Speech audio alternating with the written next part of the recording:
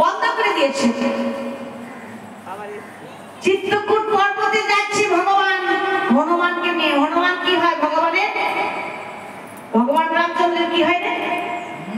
হনুমান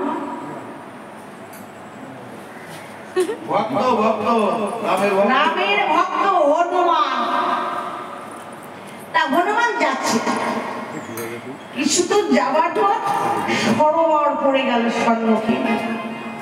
তা রামচন্দ্র এবার হনুমানকে বলছে, হনু রে তুই এখানে একটু বসে থাক, আমি আমার গুরু পূজাটা সেরে আসি। হনুমান বলছে, সে কি? যে হলো জগৎগুরু, তার আবার গুরু আছে? হ্যাঁ, তার আবার গুরু আছে? আবার বলছে, হনুমান তুই এখানে একটু বস, আমি আমার গুরু পূজাটা সেরে আসি। বলছে, গুরু তোমার আবার গুরু আছে নাকি? হ্যাঁ, বলছে তুই এখানে বস। হনুমানকে বসিয়ে রেখে সরোবরে ডুব দিলেন। ডুব দিয়ে ভগবান রামচন্দ্র গুরু পূজা সেরে উঠেন। বলছে, প্রভু তুমি হলে জগৎ কল্পতরু, জগতের গুরু, তোমার ইঙ্গিত ছাড়া একটা গাছের পাতাও নড়ে না পড়ে না। তা তোমার আমার গুরুকে আমি দেখতে চাই, আমি দেখতে চাই তোমার গুরুকে। তখন হনুমান বলছে, দেখতে চাই? রামচন্দ্র বলছে, হনুমান তুই তাহলে দেখবি? বলছে, হ্যাঁ দেখতে পেলে আমাকে শুনতে চাই, আমি দেখতে চাই। তা ভগবান বললেন, যা ওই সরোবরে ডুব দে, দেখবি পরপর 3টে মন্দির আছে, 3টে মন্দিরে কিন্তু যাবি, তারপরে পূজা সেরে আসবি, দেখে আসবি। তা হনুমান ভগবানের গুরু দেখবে বলে তাড়াতাড়ি করে সরোবরে ডুব দিয়েছে। এবার প্রথম মন্দিরে ঢুকে পড়ল। হ্যাঁ, প্রথম মন্দিরে ঢুকে যেই না নয়ন মুদ্রিত করে প্রণাম করেছে, এখন দেখে ভগবান সিংহাসনে বসে আছে, হনুমান পূজা করছে।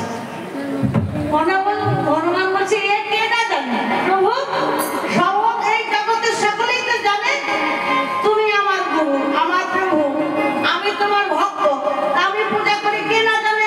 সবাই জানে। এই দেখতে এসেছি, হ্যাঁ এই দেখতে এসেছি। এবার দ্বিতীয় মন্দিরে চলে গেল। এবার গিয়ে দেখে হনুমান সিংহাসনে বসে আছে, ভগবান রামচন্দ্র পূজা করছে। দেখি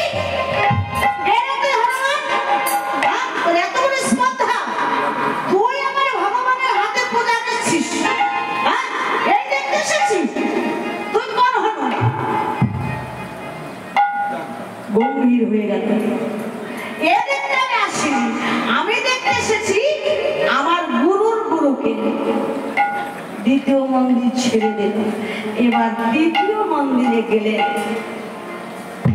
দ্বিতীয় মন্দিরে গিয়ে এখন হনুমান দেখে যে মা সীতা সিংহাসনে বসে আছে আর ভগবান রামচন্দ্র পূজা করছে। এটা দেখে হনুমান হো হো হো করতে করতে সরোবর থেকে উঠে এলেন। তখন হনুমান রামচন্দ্রকে বলছে, প্রভু মা কি হয় রে বাপের গুরু, বাপের গুরু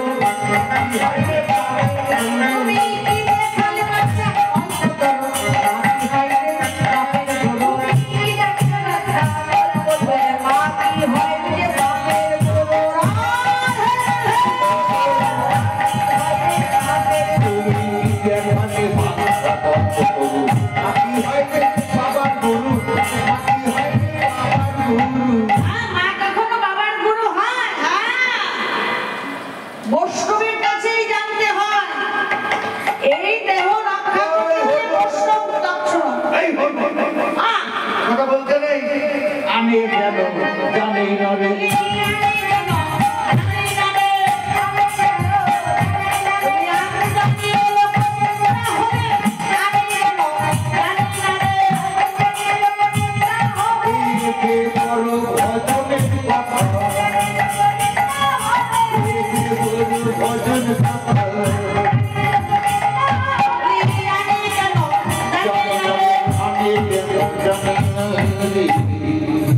বাসনার ঘরে গেছে তারা তার আর নয়।